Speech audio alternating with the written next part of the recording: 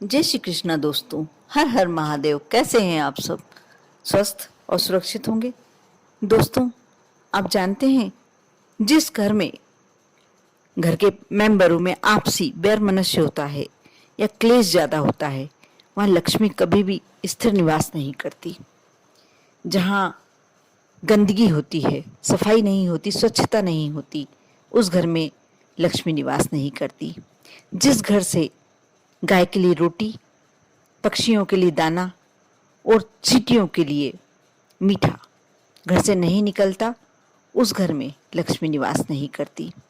साथ ही जिस घर में बिस्तर पर बैठकर खाना खाया जाए, भोजन किया जाए, उस घर में लक्ष्मी कभी भी निवास नहीं करती।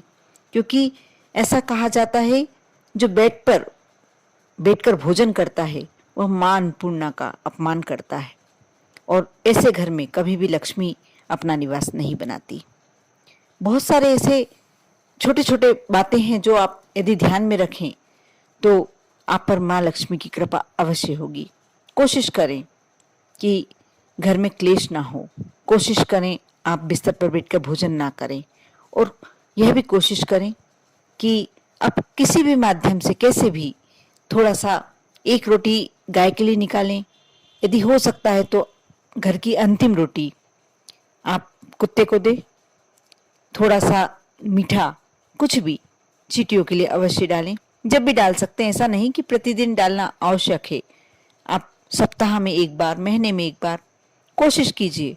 जब भी आप किसी वृक्ष के नीचे देखें बहुत सारी चींटियां हैं, तो आप अवश्य थोड़ा सा उनके भोजन के लिए व्यवस्था अवश्य करें। आप यदि किसी नदी किनारे जा रहे हैं, किसी कुआ बावड़ी के नजदीक जा रहे हैं, तो थोड़ा सा मछलियों के लिए कुछ ना कुछ आटे की गोलियां या जो भी आप ले आ सकते हैं, आप थोड़ा सा भोजन मछलियों को दीजिए। अब देखना आपके दिन वैसे ही बदल जाएंगे। आपको कुछ करने की आवश्यकता नहीं है। पूजन पाठ करते हैं, वह जरूर ईश्वर हमसे प्रसन्न होते हैं, लेकिन जो ये कार्य, छोटे छोटे कार्य हम बिना पूजन पाठ के भी करते हैं, तो ईश्वर अपनी कृपा वैसे ही आप पर बनाकर रखते हैं। बहुत ही अच्छे हैं जीवन के लिए उपयोग। ये ऐसे पुण्य हैं जो कभी मालूम भी नहीं होता। कि ऐसा कहा जाता है ना कि हर व्यक्ति ना भंडारा करा सकता है, ना यज्ञ करा सकता है। जो अग्नि में थोड़ी सी आहुति अपनी तरफ से दे सके, जो अपने घर के भोजन में से थोड़ा सा टुकड़ा यदि अग्निदेव को समर्पित कर सके, वह हवन हो गया, वह यज्ञ हो गया। और जो अपने दिन भर के भोजन में से पशु पक्षी थोड़ा थोड़ा सा भी निकाल सकता है, दे सकता है, तो वह उसके लिए भंडारा हो गया। बहुत ही सहज और सरल, समझने लायक बात है। आज जो मैं उपाय बताने वाली हूँ, बहुत ही सहज उपाय है। आप अवश्य कर सकते हैं और करने के लायक है, करना ही चाहिए आपको। आप किसी दिन भी कर सकते हैं, कोई विशेष दिन नहीं है इसके लिए। बस शनिवार का दिन छोड़कर आप किसी दिन भी कर सकते हैं। आप पहली बात तो इस बात का ध्यान रखें, शायद होगी जानकारी, लेकिन फिर भी कई लोग जानकारी होते होते भी ये गलतियां कर बैठते हैं। आप कभी भी, जब भी आप बिस्तर पर सोने जाएं, इस बात का अवश्य ध्यान रखें कि आपका सिर या तो पूर्व की ओर होना चाहिए या दक्षिण की ओर। कभी भी उत्तर की ओर, पश्चिम की ओर सिर करके ना सोएं, क्योंकि ऐसा करने से चिंता आपके जीवन में आती है। साथ ही धन की कमी और भी समस्याएं जीवन में, बीमारी, हारी, जो भी समस्याएं होती हैं, आप ये कहेंगे कि सोने से ऐसा कैसे हो सकता है? होता है। बहुत ही, आप जब रात को सोते हैं तो आपको बहुत अच्छा लगेगा कि कोई परेशानी नहीं हो रही, लेकिन जब आप सुबह उठेंगे तो आपकी ऊर्जा में कुछ कमी रहेगी। अपने अंदर आपको एक निराशा सी महसूस होगी। इसलिए कोशिश करें कि इस बात का, जब रात्रि में आप सोएं, बेड पर जाएं सोने, तो इस बात का अवश्य ध्यान रखें। बल्कि अपने घर के बच्चों को भी आदत डालनी चाहिए कि आप कभी भी पूर्व की दिशा में आप पैर करके ना सोएं और दक्षिण की दिशा में पैर करके ना सोएं। अब मैं जो उपाय बताने जा रही हूँ, रात्रि में सोते समय ही करना है। आप किसी भी दिन कर सकते हैं, बस शनिवार को दिन को छोड़कर। आप रात्रि में जब बेड पर सोने जाते हैं तो पहले तो अपने हाथ पैर स्वच्छ जल से धोकर और बिल्कुल टॉवल से सुखाकर फिर बिस्तर पर सोने जाएं, बिल्कुल फ्रेश मूड से, अपनी सारी चिंताएं छोड़कर। जब आप बेड पर सोने जाते हैं, अपने सिरहाने छोटे से कागज पर पेन से महालक्ष्मी का बीज मंत्र श्रीम कि कागज पर लिखकर अपने सिरहाने रख लें और प्रतिदिन करें। छोटा सा कार्य है, आप कर सकते हैं। कोई आपको पूजन पाठ नहीं करना, कोई बहुत बड़ी बात नहीं है। आप करके देखिए, आपको 7 दिनों के अंदर ही, वैसे ऐसा नहीं है आप साप्ताहिक भी करते हैं, सप्ताह में एक बार भी करते हैं तो आपको प्रतिफल तो मिलना ही है। लेकिन यदि आप प्रतिदिन करते हैं, आपके दिन बदल जाएंगे, आपको रास्ते नजर आने लगेंगे, आपके यहाँ लक्ष्मी का आगमन बढ़ जाएगा।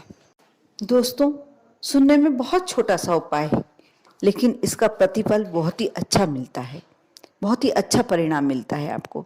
आप रिजल्ट्स देखेंगे तो आपको लगेगा कि हमारे जीवन में धीरे धीरे करके कुछ बहुत ही अच्छा पॉजिटिव होने लगा है।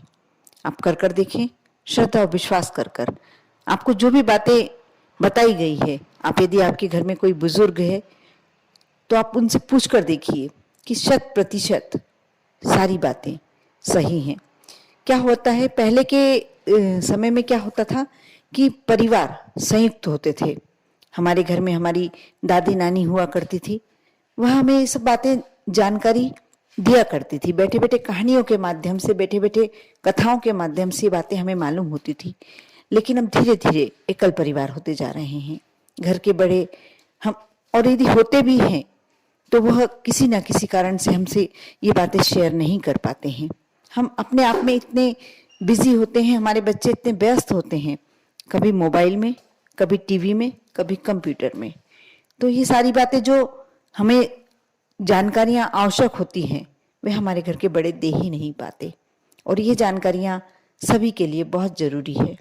आप जब अपने बड़ों से पूछेंगे, अपने घर के बुजुर्गों से पूछेंगे कि ये बातों में कितनी सच्चाई है, वे बताएंगे कि सारी बातें 100% सही हैं।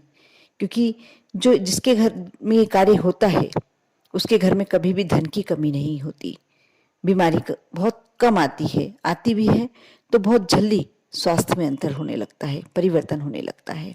या क्लेश, पहले के लोग यही कहते थे कि लड़ाई झगड़ा मत करो, नहीं तो घर में धन की कमी हो जाएगी, लक्ष्मी माता रूठ जाएंगी, मां अन्नपूर्णा रूठ जाएंगी। कभी अनाज थाली में नहीं छोड़ो, नहीं तो मां अन्नपूर्णा रूठ जाएंगी। लेकिन आजकल ये सब बातें हमने बिल्कुल अपने बच्चों को बताना छोड़ दिया। इसी से ये जानकारियां धीरे धीरे लुप्त होती जा रही हैं। लेकिन आज फिर मैं यही जानकारी आप लोगों के लिए लेके आई हूँ। आप ये करके देखना। बहुत ही छोटा सा लेकिन बहुत ही सटीक और बहुत ही अचूक उपाय है। आप करेंगे, फायदा स्वयं ही पाएंगे। बहुत छोटा सा उपाय है, अवश्य कीजिए। आप पर और आपके पूरे परिवार पर मां लक्ष्मी की कृपा हमेशा बनी रहे। ओम नमः शिवाय।